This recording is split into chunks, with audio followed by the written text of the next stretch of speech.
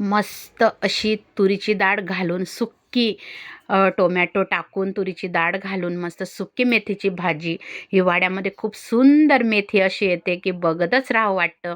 आणि मेथीची भाजी तर सर्वांनाच आवडते. नमस्कार, मी स्वाती सोनाक्षी बराटे व्हेज रेसिपीमध्ये तुमचे खूप खूप मनापासून स्वागत करते. चला तर मग रेसिपीला सुरुवात करूया. रेसिपी स्किप न करता संपूर्ण बघा. इथं 9 ते 10 लसूण पाकळ्या कट करून घेतल्या, 6 ते 7 हिरवी मिरची, लवंगी मिरची कट करून घेतली आणि बघा अशी तुरीची डाळ घेतलेली होती मी. तुम्ही तुमच्या आवडीनुसार वापरू शकता. तुरीची डाळ मी 2 तास आधीच भिजत ठेवलेली होती. तुम्ही 1 तास आधी भिजत ठेवली तरी चालल, भिजून जाते तुरीची डाळ पण. आणि मग काही भाजीमध्ये पण होऊन जाते. आणि टोमॅटो दाखवायचं राहिलेलं आहे, तर मग मी तुम्हाला दाखवते. आपण मूग डाळ घालून बनवलेली आहे मेथीची भाजी. अजून हरभरा डाळ घालून बनवलेली आहे आणि दाण्यांचं कूट टाकून बनवलेली आहे. आता तुरीची डाळ घालून तुम्ही नक्की मेथीची भाजी बनवून बघा, तुम्हाला आवडल्याशिवाय राहणार नाही. बघा, कढई तापल्यानंतर 2 ते 3 पड्या तेल घातलं. तेल छान कडकडीत छान तापल्यानंतर जिरं मोहरी टाकली. जिरं मोहरी छान अशी मस्त तडतडली. त्यानंतर लसूण टाकला. लसूण छान गुलाबी रंगावर झाल्यानंतर, सोनेरी रंगावर झाल्यानंतर मिरची टाकून घेतली. आता मिरची मी मधूनच कट केली, कारण मग मुलांना तिखट लागत नाही. आणि मग मिरची छान परतल्यानंतर आपण जी तूर डाळ भिजत ठेवली होती 2 तास, ती तूर डाळ मी टाकून घेतली. खरोखर अगदी मनापासून सांगते, तुम्ही नक्की तूर डाळ घालून मेथीची भाजी बनवून बघा. मूग डाळ घालून तर आपण नेहमी बनवतो, खूप सुंदर लागते खरोखर भाजी. तुम्ही जर एकदा बनवली तर नेहमी नेहमी बनवाल. आणि खूप सुंदर आता थंडीच्या दिवसांमध्ये मेथीची भाजी आपल्याला बघायला मिळते. खूप छान भाजी येते.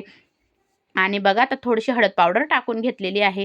तूर डाळ छान अशी तेलामध्ये मस्त तिला छान होऊ द्यायची. आणि मग नंतर टोमॅटो टाकायचा आहे. आता बघा, मी टोमॅटो तुम्हाला दाखवायचं राहिलं होतं. 1 ते 2 टोमॅटो मध्यम आकाराचे मी कट करून टाकून घेतलेले आहे. तुम्ही बघा, दिसायलाच किती सुंदर दिसत आहे. आता थोडीशी मी वाफ येऊ देणार आहे, म्हणजे तूर तूर डाळ पण आपली मस्त छान अजून तेलामध्ये होऊन जाईल. आणि थोडी कच्ची तर नाही आहे, पण मग थोडीशी होऊन जाईल. आणि वाफ आल्यानंतर आता बघा, मेथीची भाजी मी 2 ते 3 पाण्याने स्वच्छ धुवून घेतली होती. छान स्वच्छ तोडून घेतली होती आणि 2 ते 3 पाण्याने धुवून घेतली.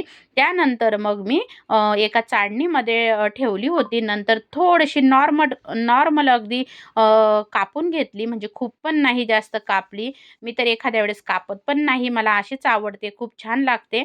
आणि बघा, आता मेथीची भाजी टाकून घेतलेली आहे. मेथीची भाजी पूर्ण छान अशी परतवून घ्यायची, मगच मीठ टाकायचं आहे. आणि कारण पालेभाज्या टाकताना आपल्याला खूप मोठी दिसते, मग त्या अंदाजाने जर मीठ टाकलं तर मग खारटपणा होतो.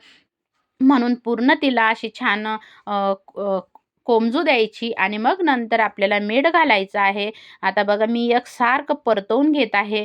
मस्त गरमागरम तुम्ही ज्वारीच्या भाकरीसोबत, बाजरीच्या भाकरीसोबत, चपातीसोबत, नक्की डाळ भातासोबत ही भाजी तुम्ही नक्की खाऊन बघा.